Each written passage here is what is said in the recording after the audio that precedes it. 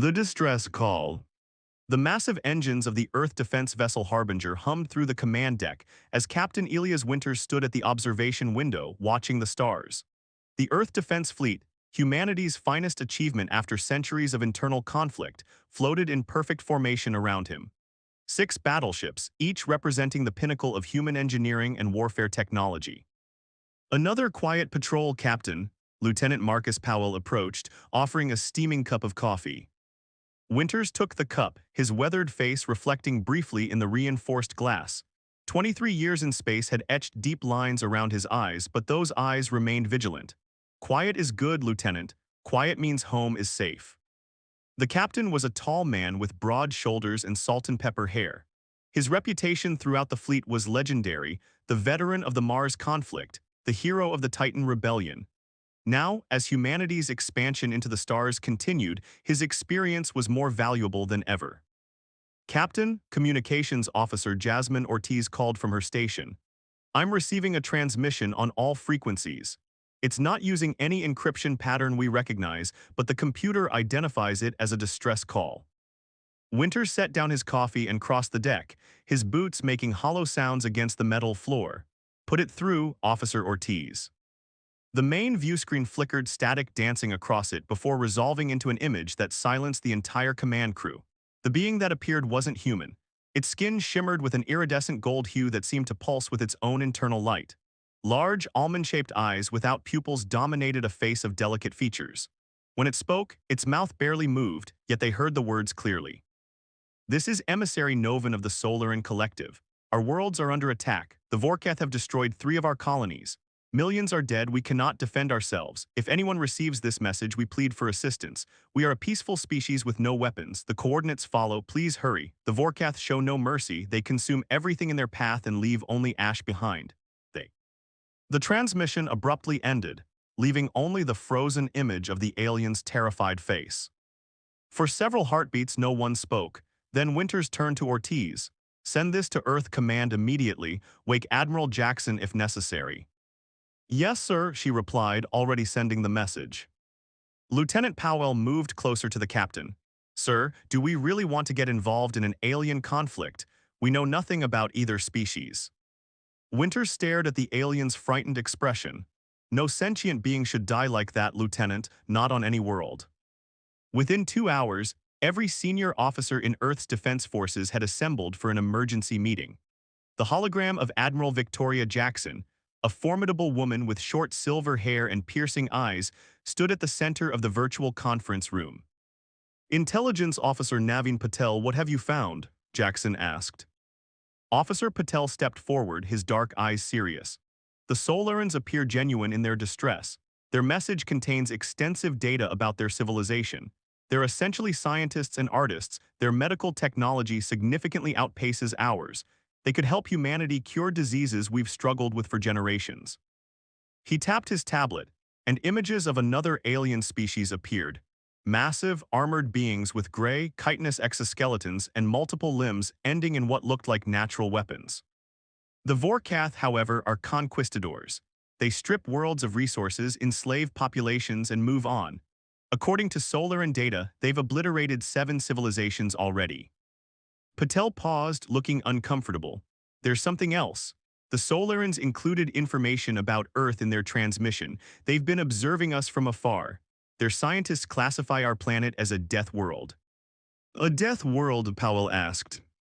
High gravity, intense radiation, extreme weather patterns, numerous predators, regular natural disasters, Patel explained. To them, Earth is a nightmare and we are deathworlders, beings who evolved in conditions that would kill most sentient species. They never contacted us before because they feared us. Admiral Jackson's expression hardened. So these peaceful aliens are now so desperate that they're willing to ask the scary humans for help. She turned to Winters. Captain, what's your assessment? Winters considered carefully. If we do nothing, a peaceful species dies. If we intervene, we make first contact with 2 new civilizations, one potentially friendly, one hostile, and we show the galaxy what humanity stands for. Jackson nodded, her decision already made. Captain Winters, you will lead the response fleet. Take the Harbinger and 5 battleships. Your mission is to protect the Solarans and stop the Vorkath invasion. Rules of engagement, Admiral, Winters asked. Attempt diplomacy first, but if they attack, you have full permission to demonstrate why Deathworlders are respected. A hint of a smile crossed her stern face. Show them what humans can do. As the human fleet prepared to jump to the coordinates the Solarans had sent, Captain Winters stood at the observation window one last time. Earth grew smaller behind them, a blue jewel against the blackness of space. Humanity's first major contact with alien life wouldn't be peaceful cultural exchange or scientific collaboration, it would be war. Jumping in 3, 2, 1, the navigator counted down. There was a brilliant flash as the ships entered jump space, answering a desperate call that had traveled across the stars. During the journey through jump space, Winters called his senior officers to the command center. The spacious room buzzed with activity as officers analyzed star maps and ship status reports around a central holographic table displaying their destination. We'll reach Solaran space in 5 hours, Winters announced. All ships must be combat-ready the moment we exit jump space. Weapons Officer Dominic Foster studied the data they had on the Vorkath. Their ships are significantly larger than ours, Captain, almost 3 times our size. Winters nodded calmly. Size isn't everything, Commander. Earth ships are designed for combat. We've spent centuries perfecting warfare, a regrettable but useful truth for our current situation. Science Officer Priya Sharma examined the Solaran biological data. The Solarans evolved on a low-gravity world with minimal environmental threats. They developed intelligence and technology instead of physical strength. They literally have no concept of warfare. Their society never created weapons. The meeting was interrupted when the ship's AI announced, "Incoming transmission from Earth Command." Admiral Jackson's image appeared on the main screen. "Captain Winters, I'm informing you that the United Earth Government has been in continuous session since your departure." Winters frowned. "Admiral, we're already committed."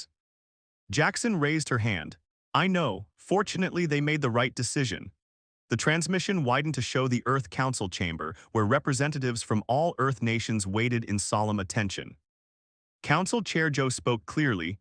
"Captain Winters, the full council has voted unanimously. Earth stands with the Solarans against the Vorkath. You are authorized to use all necessary force to protect the Solaran people and end this aggression." After the transmission ended, Winters turned to his officers. "We're making history today, the first humans to fight alongside aliens." Intelligence Officer Patel entered with new information.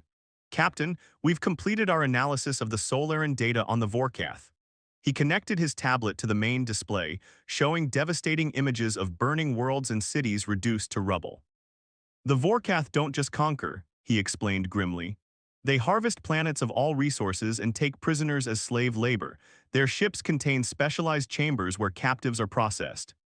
"Why?" Lieutenant Powell asked. "Why do this?" Patel swiped to more data. According to Solaran intelligence, the Vorkath consider themselves evolutionarily superior to all other life forms. Other species are simply resources to be exploited. Winters studied the images, his jaw tightening. "Earth has seen tyrants like this before. This is why we built this fleet, not just to protect Earth, but to stand against those who would destroy the innocent." Science Officer Sharma identified weaknesses in the Vorkath ships. Their vessels are impressive in size but relatively outdated in design. They haven't needed to innovate because no one has effectively challenged them. Foster smiled. "Those are definitely weak points we can target." "What about ground forces?" Winters asked. Marine Commander Olivia Jensen stepped forward confidently. "My people are ready, sir. The Vorkath have never faced soldiers from a high-gravity world. We'll move faster and hit harder than they can imagine." As the meeting concluded, the fleet continued its journey through jump space. Throughout all 6 battleships, crews prepared for the coming conflict. Pilots checked their fighters, Marines cleaned their weapons, medical teams prepared for casualties. In his quarters, Winters recorded a message for the entire fleet. "Men and women of Earth's defense forces, in a few hours we will arrive in Solaran space. What we do there will define humanity to the galaxy. The Solarans call us Deathworlders, beings so dangerous they feared to contact us. The Vorkath will learn what that means." He paused, carefully considering his next words. "But we are more than survivors of a harsh world. We understand that strength carries responsibility. We know that tyranny must be opposed. Today we show the stars what humans truly stand for." On the bridge of the Harbinger, Winters watched the countdown to arrival. Beside him, Powell seemed tense. Concerned, Lieutenant, Winters asked. Just thinking, sir, we're about to fight aliens we've never met to protect aliens we've never met. Is this really our fight? Winters looked at the images of devastated Solaran worlds still displayed on the screen. When someone calls for help and you can provide it, it becomes your fight. Simple as that. Exiting jump space in 3 minutes, Captain, the navigator called. Winters took his command chair. Battle stations, all ships prepare for combat upon arrival. Throughout the fleet, alarms sounded. Crew members rushed to their positions. Fighter pilots climbed into their craft. The humans, creatures from a world that other species feared to visit, prepared for war. 1 minute to arrival, the navigator announced. Winters gripped the arms of his chair. Let's show the galaxy what Deathworlders can do. The jump engines powered down, space twisted around them. Then, with a brilliant flash of light, the human fleet arrived at the edge of Solaran space, ready to answer the desperate call that had crossed the stars, unaware that their response would ignite a conflict that would soon engulf the entire galaxy. The Galactic Inferno. The human fleet emerged from jump space at the boundary of Solaran territory. 6 battleships in perfect formation, weapon systems fully charged and ready. On the command deck of the Harbinger, Captain Winters stared at the main view screen, taking in the devastation before them. What kind of monsters would do this? Lieutenant Powell whispered. The void before them was filled with destruction. Broken ships drifted aimlessly, surrounded by clouds of debris from shattered stations. In the distance, a once beautiful planet glowed red with fires that covered its surface. Scan for Solaran survivors, Winters ordered, and locate the Vorkath fleet. The crew worked rapidly at their stations. Communications Officer Ortiz suddenly looked up from her console. Captain, I'm receiving a transmission. It's weak but using the same frequency as the original distress call. On screen, Winters commanded, straightening his uniform. The screen flickered before displaying the face of a Solaran. Up close, the alien's features were even more striking, skin that pulsed with golden light that seemed to flow with its emotions. The large, pupilless eyes revealed intelligence and currently overwhelming fear. This is Emissary Novan of the Solaran High Council, the alien said, their melodic voice trembling. You received our message, you came to help us. Winters stepped forward. I am Captain Elias Winters of the Earth Defense Fleet. We received your distress call and have come to offer assistance. The Solaran skin pulsed brighter. Humans from Earth, you are Deathworlders. Winters nodded. I understand your scientists have studied our planet. Yes, Novan replied. Our research indicates your homeworld is uninhabitable for most species. Extreme gravity, deadly radiation, severe weather patterns, constant natural disasters, and predators everywhere. We never made contact because we feared what beings from such a world might be like. A slight smile crossed Winter's face. What's uninhabitable to you is just home for us, Emissary Novan. Now tell me about these Vorkath. Where are they now? Novan's expression changed, the glow of their skin dimming. They're attacking our 4th colony world. They have a massive armada, over 30 large warships and dozens of smaller vessels. Send us the coordinates, Winters said, and any tactical data on their ships and weapons. I'll transmit everything we know, Novan replied. But Captain, you should understand, our remaining ships are no match for their armada. We've already lost so much. Can your fleet truly stand against them? Winters looked around at his crew, who watched him with absolute confidence. We may have fewer ships, Emissary, but they've never faced humans before. We're full of surprises. As the Solaran data transferred, Science Officer Sharma analyzed it quickly. Captain, this is fascinating. The Vorkath have conquered 7 species before the Solarans, but none were from high-gravity worlds like Earth. They've never faced anyone physically stronger than themselves. And their tactics, Winters asked. Foster studied the battle data. Unsophisticated, overwhelming force. They've never needed to be clever because they've always had the advantage of superior numbers and physical strength. Until now, Winters nodded. Prepare the fleet to jump to the coordinates Novan sent. We'll take the Vorkath by surprise. Before they departed, Winters spoke again with Emissary Novan, who had transferred to a small vessel that would guide them to the battle. There's something I don't understand, Winters said. If you feared Deathworlders like us, why direct your distress call toward Earth? Novan's skin glowed softly. We broadcast in all directions to anyone who might help, but our scientists theorize that creatures from worlds like yours develop differently. You face constant danger, so you must become either extremely aggressive or highly cooperative to survive. We hoped you had chosen cooperation. Winters smiled. We chose both, emissary. We cooperate with friends and fight fiercely against enemies. Today, the Solarans are our friends. The fleet jumped again, this time directly toward the battle. When they arrived, they witnessed the full might of the Vorkath Armada, 30 massive warships surrounding a beautiful green planet. Smaller vessels moved between them like insects, landing on the surface and returning with captives and resources. The Vorkath ships were enormous, twice the size of human battleships. Their hulls were dark and jagged, designed to intimidate. Red lighting pulsed along their exteriors, giving them the appearance of giant predators stalking through space. They outnumber us 5-1, Powell observed quietly. But we have something they don't, Winters replied. Experience fighting enemies stronger than ourselves. Humans have been doing that throughout our entire history. The human fleet advanced in perfect formation. On the command deck, Winters issued orders calmly. Launch fighters, target their lead ships first.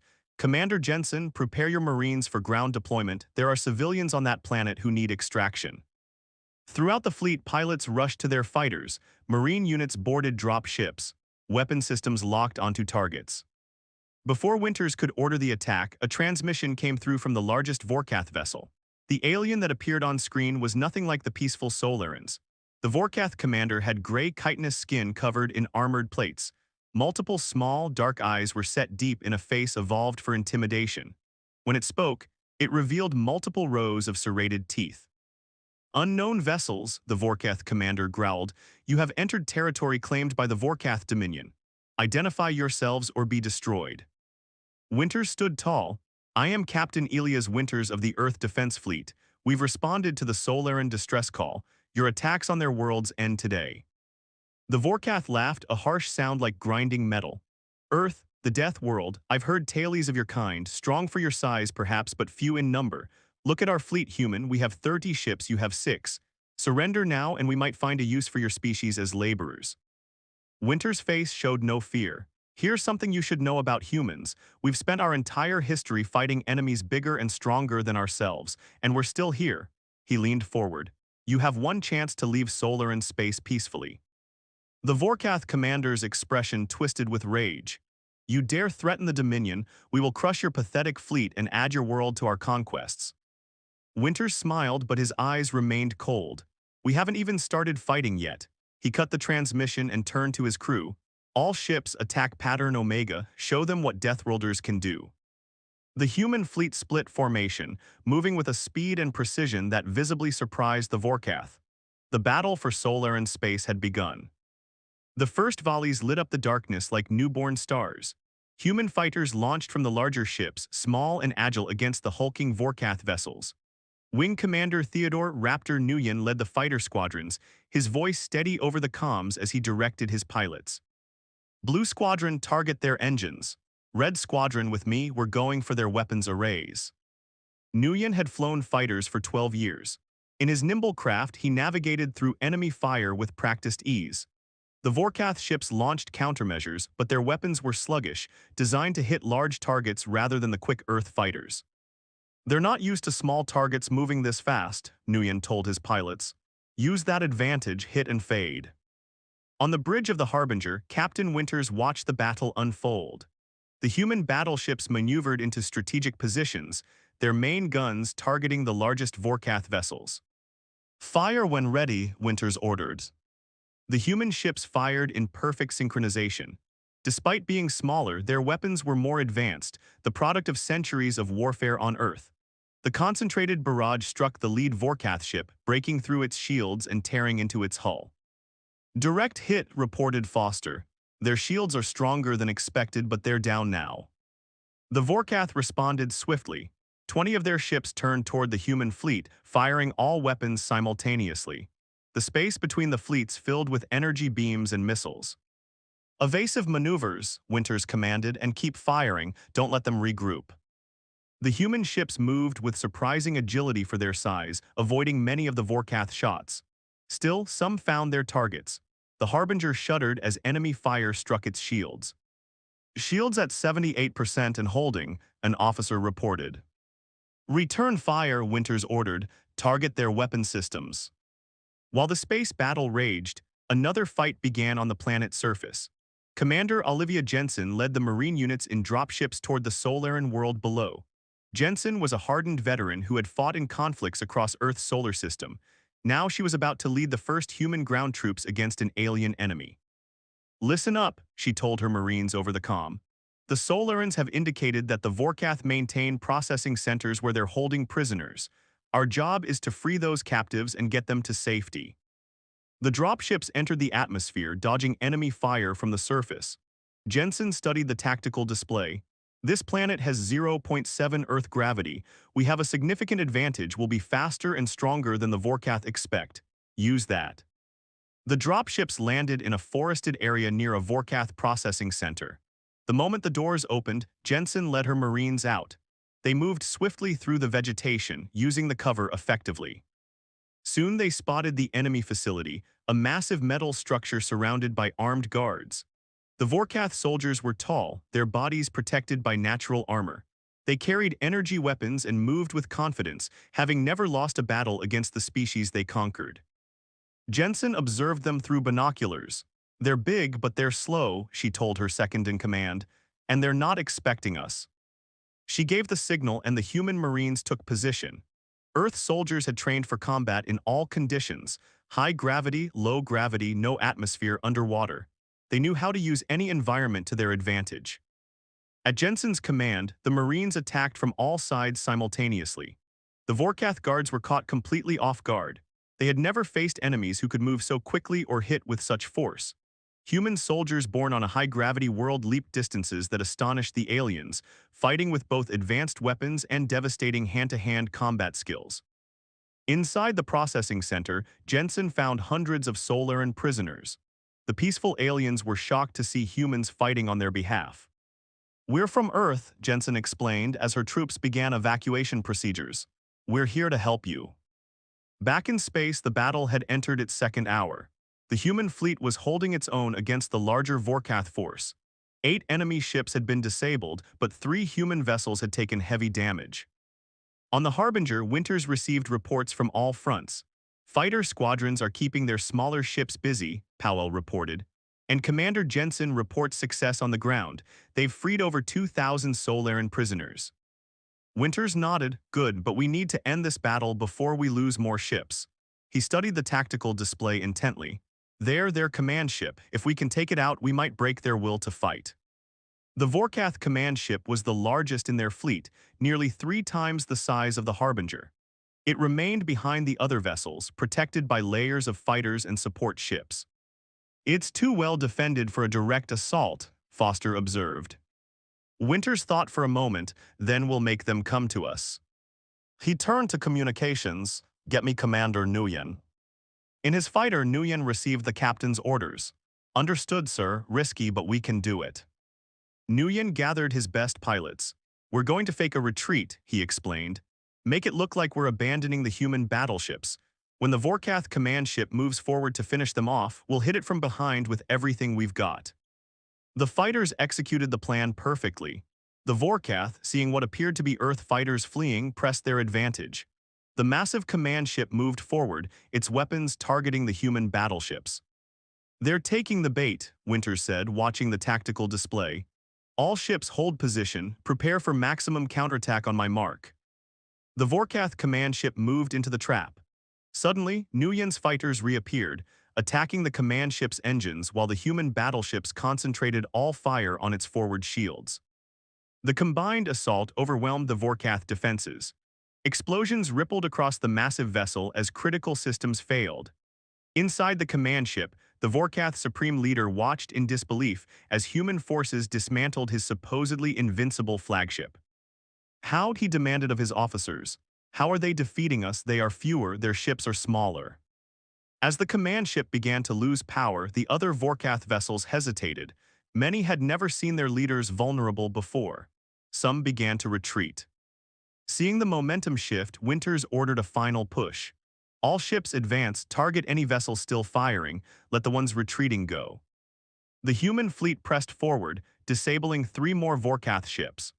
On the surface, Jensen's Marines had secured the processing centers and were evacuating Solaran civilians to safety.